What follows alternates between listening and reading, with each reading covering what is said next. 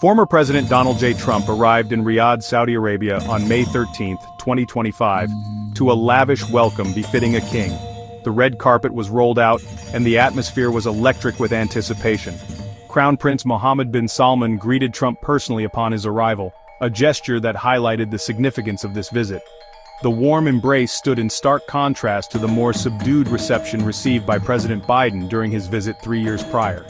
This enthusiastic welcome was a clear indication of the strong personal rapport between Trump and the Crown Prince. Trump's visit, his first international trip since returning to office, signaled a renewed emphasis on the U.S.-Saudi relationship. His presence was met with cheers and applause from the gathered crowd, reflecting the high expectations for this diplomatic engagement.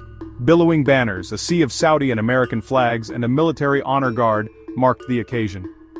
The city of Riyadh was adorned with grand decorations, showcasing the importance of this visit. The grand reception set the stage for a visit focused on reaffirming the strong ties between Washington and Riyadh. High-level meetings and formal events were planned to discuss key issues and strengthen bilateral cooperation. This visit, much like his first international trip during his first term in 2017 also to Saudi Arabia, underscored the strategic importance he places on the kingdom. It highlighted the continuity and consistency in his foreign policy approach towards the Middle East.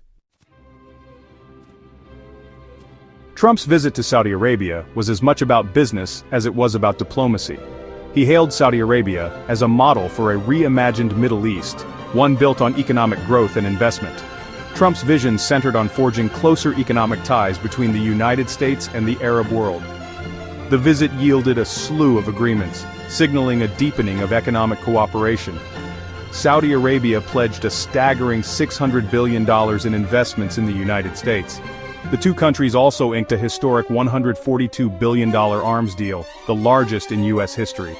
These deals, potentially reaching a staggering $1 trillion, underscored Trump's commitment to using economic statecraft as a central pillar of his foreign policy. Trump made a strong push for Saudi Arabia to join the Abraham Accords. However, Trump's call for Saudi Arabia to join the Accords came with a significant caveat: the establishment of a Palestinian state. He emphasized that Saudi participation could not come at the expense of the Palestinians' aspirations for self-determination. This conditional approach drew both praise and criticism. Trump's stance highlighted the complexities of navigating peace in the Middle East. Trump announced the lifting of U.S. sanctions on Syria, signaling a significant shift in American policy. This decision marked a departure from the previous administration's stance, and was met with mixed reactions both domestically and internationally. Trump framed the move as an attempt to normalize relations with the new Syrian government led by President Ahmed al-Sharaa. He emphasized the importance of opening diplomatic channels and fostering dialogue to ensure regional stability. The former president defended his approach, arguing that isolating Syria would only exacerbate the humanitarian crisis and empower regional rivals. He pointed to the dire conditions on the ground and the need for international cooperation to address these challenges. The easing of sanctions on Syria coincided with Trump's call for a new nuclear deal with Iran.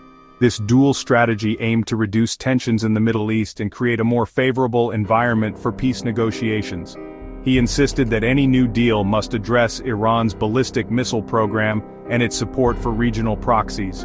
Trump highlighted the need for a comprehensive agreement that would curb Iran's military ambitions and promote security in the region. Trump's approach to Iran underscored his penchant for bold and often unpredictable foreign policy moves. His administration's strategies were characterized by a willingness to break from traditional diplomatic norms. His willingness to engage with adversaries while taking a hard line on key issues reflected his transactional worldview. This approach aimed to leverage American power to achieve specific, tangible outcomes in international relations. Throughout his visit to Saudi Arabia, Trump articulated a clear foreign policy vision, one centered on national sovereignty and a rejection of interventionism. He emphasized the importance of each nation charting its own course without undue influence from external powers. He argued that the United States should prioritize its own interests and avoid becoming entangled in costly foreign conflicts. This approach, he suggested, would lead to a more stable and prosperous world where nations respect each other's boundaries. "We cannot be the world's policemen," Trump declared. He stressed that America's resources should be focused on domestic issues and rebuilding its own infrastructure. He called for a more restrained foreign policy, one that respects the sovereignty of nations. This, he believed, would foster mutual respect and cooperation among countries. Trump's emphasis on sovereignty extended to his stance on the Middle East peace process. He underscored the need for regional players to take the lead in resolving their own disputes. He reiterated his belief that a lasting solution could only be achieved through direct negotiations between Israelis and Palestinians. This, he argued, was the only path to a sustainable and just peace. As Trump wrapped up his visit to Saudi Arabia, the implications of his trip for both regional and international relations remained to be fully understood. The world watched closely, eager to see how his policies would unfold in the coming months and years.